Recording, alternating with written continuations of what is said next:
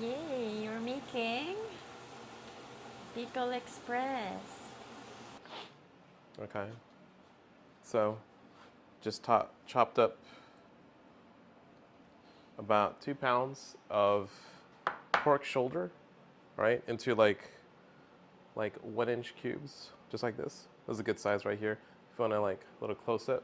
Um, then you want to have about half of a bitter melon chopped up into like 1/2 inch cubes, just like this right here. And then just to make things a little bit spicy, have this is what I use. I use a Serrano jalapeno pepper. So just one whole Serrano jalapeno chopped up into little pieces like this. I'm gonna add that when we fry up.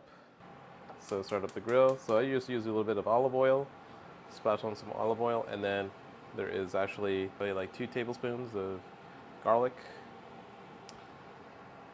and about a full onion chopped up into 1 inch pieces. Just like this. So I cut it up and then I wash it, right, thoroughly. Pick up each piece and then make sure that get rid of as much water as you possibly could, and then just drop it into the pan. And you do that for all the pieces of meat, and then off you go. Each piece of pork, you wanna make sure that it's brown. Okay, it doesn't have to be really brown. You want to just brown it a little bit. All right. Okay. After the pieces of pork are browned, you want to start adding the bitter melon. Ooh.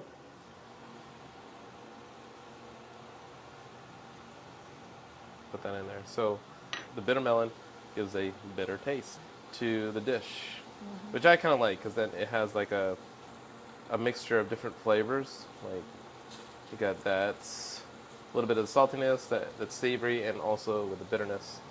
And you got some sweetness here because as we finish off preparing this dish, we're gonna add in some coconut milk, and that's a key ingredient to making this dish.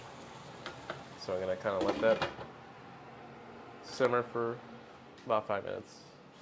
So I just put in the bitter melon into um, the frying pan. So what I'm doing is that um, I'm waiting it to cook, so, and then the water will like slowly evaporate out of there.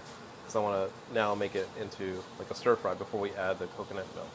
It just takes a while to do. And this is also softening up the bitter melon. You just need like just 1 can. This is like 13 and a half ounces Okay. can of coconut milk. Another key ingredient I'm going to add to this, add to the on top of the coconut milk, is this. This is they call it bagoong, right? Which bagoong is basically brine shrimp put into a paste. The particular type of bagoong that you want to use is agamang. It has a particular taste. I'm gonna add this serrano jalapeno, just a little bit, just sprinkle it on there. So this is gonna add some spiciness to the dish. Okay, you don't have to do much. These are actually pretty hot, and we're gonna work on browning it. So we're gonna lower the heat there. All right. Actually, we're gonna take this off of the high heat. And the reason why we're doing that is because when we add the coconut milk, it's gonna be more in the simmer. There we go. Okay. Browning or stir frying it would actually release the flavor of the meat better. Browning it right here is kind of by design. It's really tasty. So what I'm doing now is that I'm taking the coconut milk. So now we're gonna add the coconut milk. The creamier part rises up to the top. So that's what I like to start off with. I like to add the creamier part of the coconut milk first, right, and get that in there. You can always add some more if you need to.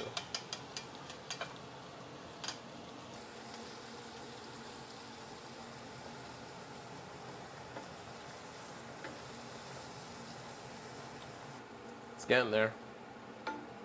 Okay. So I'm gonna add a little bit more coconut milk, but before I do that, I'm gonna add the shrimp paste. So just, you don't have to add too much because it comes with some strong flavors, but it really complements the coconut, the sweetness of the coconut, with the salty brightness flavor of the shrimp paste.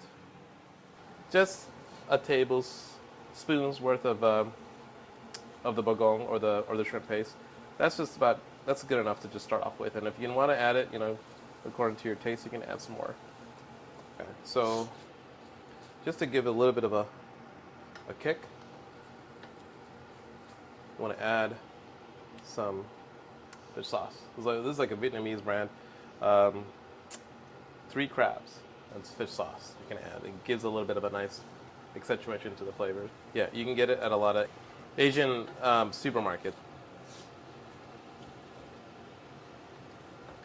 Of all the places that I've actually tried Bicol Express, I always thought the way that they made it, there was always something that was missing. And so kind of like experimented with other ingredients to see like, hey, you know what?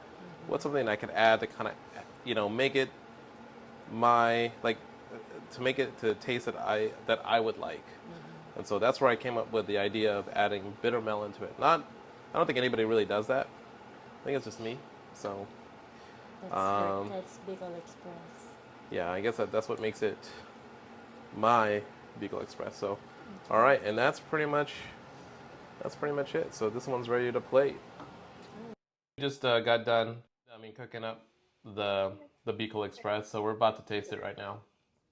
Yeah, let's see how it is. I've invited my good friend here, Stefan, Bay Area local. Antioch in the house. Antioch in the house. So, so I invited him over there to taste my Bicol Express. So Chef Ted told me Bicol Express, I had to come here right away. that was the only motivator for him to come over and visit me.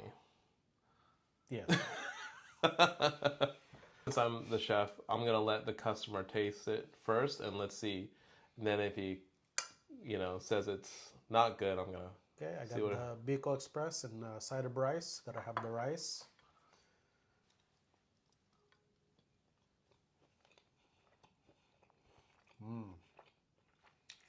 There you have it. Ooh, a little heat. A little heat? Good. That's what I want. Very good. Good job. Thank you. See him? He approves. So is it similar to the food that you guys tasted in Bicol? On Cebu? I'm sorry, Cebu? It's a different style. I'll eat this any day. There you have it. Except for the days when I'm in the Cebu eating the real Bicol Express. I kind of like to think that this is the real Bicol Express. The real even Bicol though, Express? we're nowhere near Bicol, the Philippines. So, but